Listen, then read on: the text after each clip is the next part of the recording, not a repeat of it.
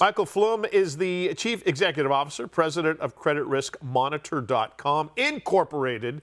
Their ticker symbol is CRMZ, solving the world's risk problems. Mike, back with us here in the Big Show. How are you, sir?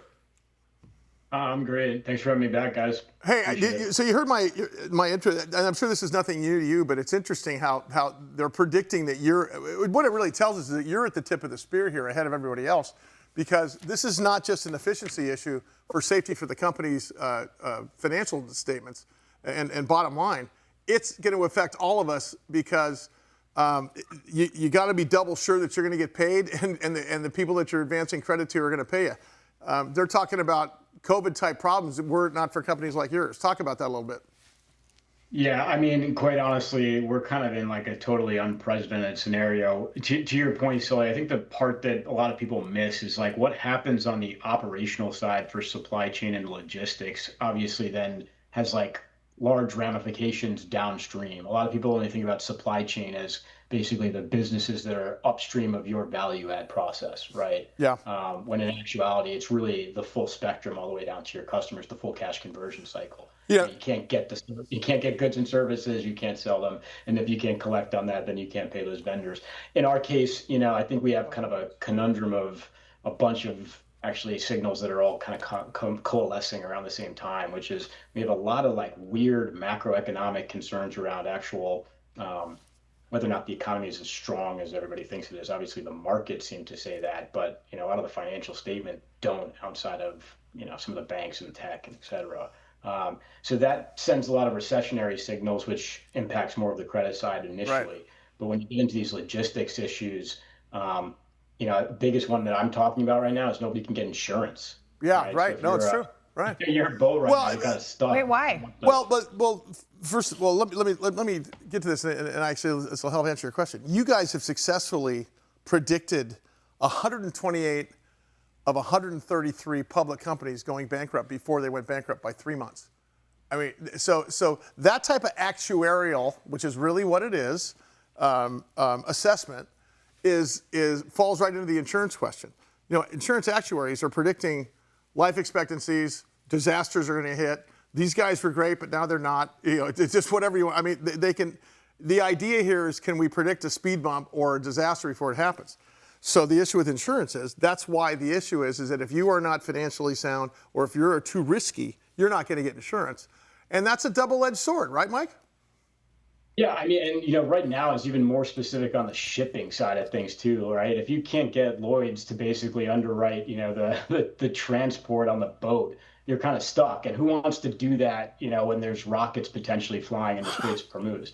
Even if you were crazy enough to go through the strait, right? What happens if you get hit? Now you're on the line for a huge liability. Most of those tankers are worth, hundreds of billions, if not $1 billion.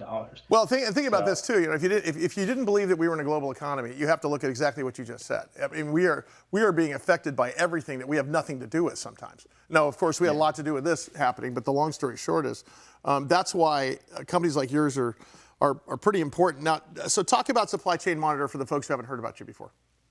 Yeah, so initially we launched Supply Chain Monitor back in 2022 around May, and we had a bunch of supply chain users basically who were using a credit risk product, more for trade credit use cases for monitoring their suppliers. So we kind of decided it was time to launch something that was more specific to them. It's again very similar information. How you're looking at your customers if you invert that backwardly. Right. So I'm a seller now. I'm looking at my customers. That's the trade credit use case. The alternative one would be I'm a buyer. I'm looking back at my suppliers. But the relationship is basically bidirectional. So if you're dealing with a supplier who's got financial risk considerations or geopolitical concerns, that obviously makes the general business much more unstable or unsustainable. So we spend a lot of time trying to help companies basically look at their portfolio of suppliers, maybe even going upstream of their tier ones, those primary relationships, but to their tier twos and extend, to look at what the financial risk signals look like within that network. Basically trying to give them the intelligence that they can get out in front of these issues before they really blow up anybody's revenue. Mike Flum is the Chief Executive Officer, President, CreditRiskMonitor.com Incorporated, ticker symbol CRMZ.